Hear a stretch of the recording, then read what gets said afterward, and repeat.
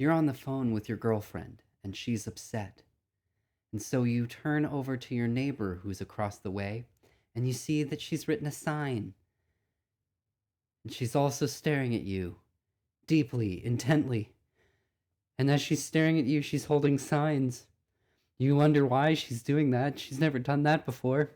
And then, in the darkness, you hear the phrase, "My precious," or "You belong with me." What we're going to do today is we're going to talk about that phrase, "You belong with/to me," because what that statement is doing is it is actually an ontological statement dealing with this really interesting word, ontology.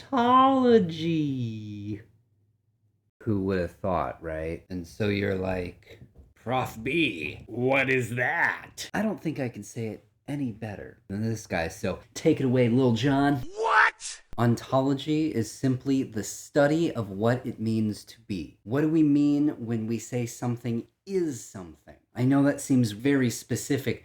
It's actually a really important question to who we are as people. In fact, what are people? Are they animals, strictly speaking, just animals? Or are they something that was made with intention by some sort of god or being? What are they, man? What are you? Are they good or naturally evil? Artistic, like Vincent van Gogh. And if they are like Vincent van Gogh, then what is an artist? Is an artist someone who needs to be troubled and constantly in pain and sad all the time? Who is the tortured artist who experiences life and things through pain and then presents it to the world around them? But what am I? What are you? Guys, hold up. Stop.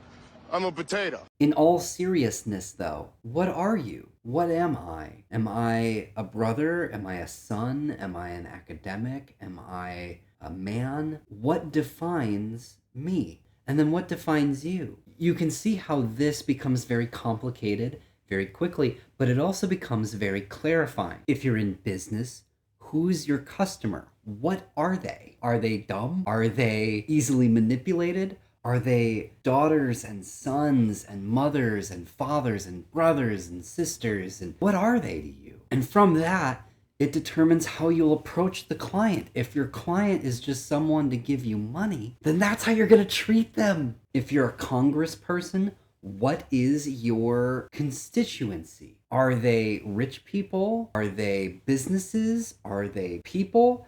Speaking of businesses, are businesses people?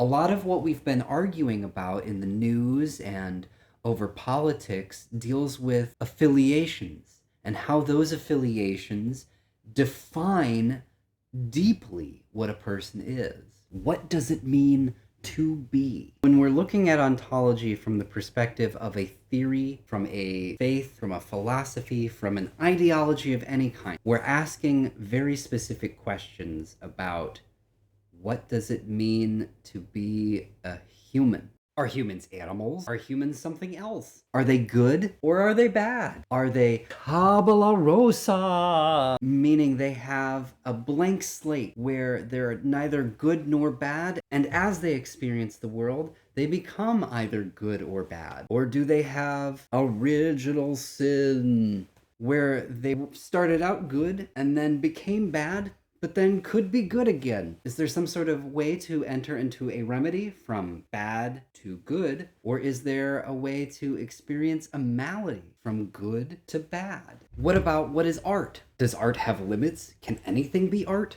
What about an object? Can people be objectified? What does that mean? What about what is property? What can we own? Is Spotify something that's owned? Do you own Spotify? Or the music on Spotify? Or the games that you play? What are social groups? Can social groups have thoughts or actions? For example, can the liberals be a group, and can they think and feel and act? Is that a thing? Or what about the conservatives? Is that a thing? Or are those individual people? Some of these are questions that Brian Epstein, a professor at Tufts University, has asked, pulled from some of his examples, so I'm going to put the link down below to give attribution and stuff. Back to the example from the beginning with the T Swift. So you could see the one who understands you. Been here all along. Why can't you see? Out of all of this, you belong to, instead of with, for this example, me. Who would have something to say about this? French existentialist Gabriel Marcel has something to say about that. Let's check it out, shall we? Ultimately, it seems to be the expression of a disenfranchisement. You belong to me means you are my thing. I will dispose of you as I want. It is conceivable, however, that this response can be inflicted in a completely different way, and that it means I welcome you as a participant in my work, in the undertaking to which I have given myself. It is also clear that while the two cases can be theoretically distinguished by reflection, they are actually very difficult to distinguish in fact.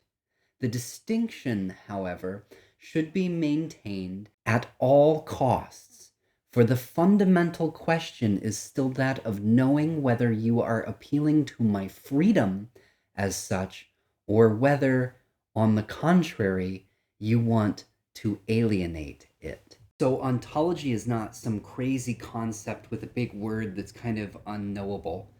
It's something that we're actually doing every single day.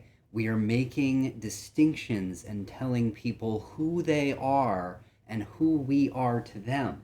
In saying you belong to me, what we could be saying is your identity is wrapped up in me and me alone. Think about I'm just Ken. Where I see love, she sees a friend. What will it take for her to see the man behind the tent and fight for me? The problem with Ken is that he can't distinguish himself as a person by himself. He can't do it by himself. He needs Barbie to look at him at all times and to acknowledge him, because without her acknowledging him, he is not real. He needs her. So his understanding of his being, of what it means to be Ken, is to be with Barbie. He is unable to distinguish himself as a free person apart from her. Ontology, it's the end.